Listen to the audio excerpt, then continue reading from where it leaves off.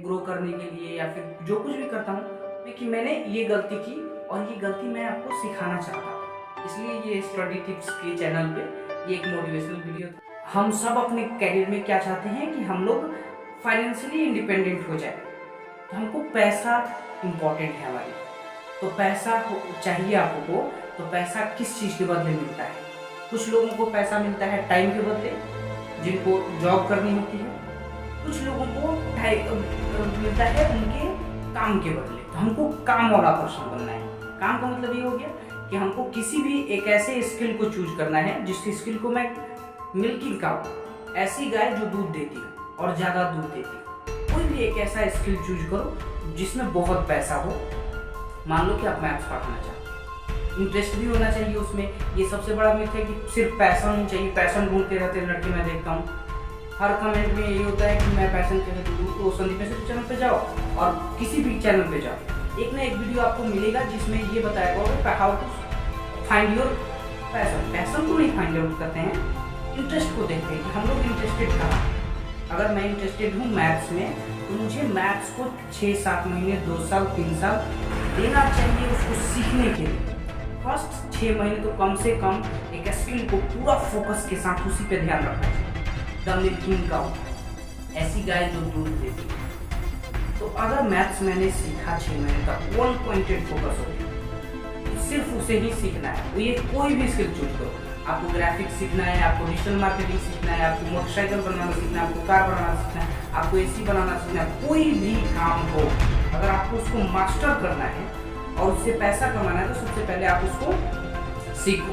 सीखने कैसा सीखना है, इतना अच्छे से सीखना है कि उसको एक मास्टर लेवल पे आप आ सको। एटलीस्ट जो एवरेज कर रहे हैं उससे एबव उठ सको। जैसे मैथ्स पढ़ने में तो मैं तेज हूँ, मैं बहुत अच्छा मैथ्स बना लेता हूँ, बट मुझे मैथ्स पढ़ाना है तो मुझे और चीज़ें भी पता होनी चाहिए। जैसा टीचर्स को पता होता है, मुझे और भी चीज़ें जाननी चाहिए। अब फिजिक्स वाला एक चैनल है अलग पांडे जी को, आप लोग जानते होंगे। तो वो 12th पास है, लेकिन फिजिक्स बहुत अच्छा पढ़ाते हैं, मैंने भी उनसे पढ़ी हुई है।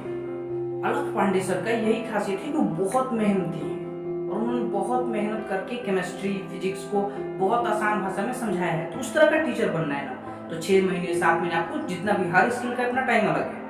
हो सकता है कि आपको 1 साल लगे, लेकिन एटलीस्ट उसके बारे में पढ़ो, उसके बारे में पहले उसको किसी को मत बताओ कि मैं ये कर रहा हूँ, मैं मैथ्स पढ़ाने के बारे में सोच रहा हूँ। कुछ नहीं, सिंपल बैठ के अपना मैथ सॉल्व करो, अपना फिजिक्स सॉल्व करो, अपने ग्राफिक डिजाइनिंग के पे काम करो, सीखो, उसकी नॉलेज लो, इंफॉर्मेशन लो, 1 पॉइंटेड फोकस हो।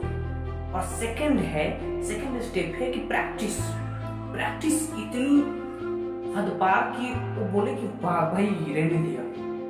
जैसे मैं एग्जांपल देता हूँ कि अगर आप ग्राफिक डिजाइनिंग सीख के, मान लो कि आपने ग्राफिक डिजाइनिंग सीखी, उसको फ्री ऑफ कॉस्ट करना शुरू कर, इसी के लिए भी फ्री ऑफ कॉस्ट, और काम ज़्यादा, क्योंकि काम ज़्यादा चाहिए आपको शुरुआत। इससे क्या होगा कि आपका एक्सपीरियंस बढ़ेगा। तो प्रोफेशनली आपने पर्सनली तो देख लिया कि मुझे ग्राफिक डिजाइनिंग आता है, लेकिन प्रोफेशनली जब करने जाओगे तो वहाँ का गेम अलग होता है। तो वहाँ पे जब जाओगे, फ्री ऑफ कॉस्ट करोगे, तो वहाँ के प्लस और माइनस समझ में आएंगे और वहाँ पे अपना एक्सपीरियंस बढ़ाओगे कि प्रोफेशनली कैसे डील किया जाता है इस चीज़ के साथ। तो वो चीज़ को सीखोगे आप। तो प्रैक्टिस इन प्रैक्टिकल वे, इतना प्रैक्टिकल कि क्लाइंट के साथ, स्टूडेंट के साथ अपने बात कर करके सॉल्व कर रहे हैं, ताकि आपको समझ आ सके कि कहाँ पे मैं कमी कर रहा हूँ, जिसकी वजह से कुछ गड़बड़ हो रहा है, उसको ठीक किया जा सके। तो प्रैक्टिस प्रैक्टिकली। आपको मैथ्स पढ़ाना है, यूट्यूब पे पढ़ाना शुरू करो। आपको मैथ्स पढ़ाना है, फ्री ऑफ कॉस्ट किसी कोचिंग में जाके पढ़ाया करो, या फिर अपनी कोचिंग खोल दो, आसपास के बच्चों को बुला के पढ़ाओ, ताकि आपकी मैथ्स जो है वो एक्चुअल में स्ट्रॉन्ग हो सके। सिर्फ आपके तक ना रहे क्योंकि आप अच्छा बना लेते हो, इसकी गारंटी नहीं है कि आप अच्छा समझा भी लोगे। तो अच्छा समझाने की प्रैक्टिस कहाँ होगी? प्रैक्टिकली, स्टूडेंट के सामने। अब तीसरा स्टेप, जब आप प्रैक्टिस करने जाओगे मार्केट में, आपको बहुत कुछ वहाँ पर देखने को मिलेगा कि मेरे में ये कमी है, मेरे में ये कमी है, मेरे में ये कमी है। जैसे मैंने जब वीडियोज बनाना शुरू किया था, तो मेरा तो सिर्फ कंटेंट था भाई कि हाँ मैं इस चीज़ के ऊपर वीडियोज बनाता हूँ, स्टडी टिप्स के ऊपर वीडियोज बनाता हूँ, स्टूडेंट के लिए वीडियोज बनाता हूँ, जो कुछ सीखता हूँ सिखाता हूँ, जो बुक्स पढ़ता हूँ उनसे सिखाता हूँ। तो उससे सिखाने के लिए मुझे सिखाने तो लगा, लेकिन स्पीकिंग में गड़बड़ था, स्पीकिंग आती ही नहीं थी।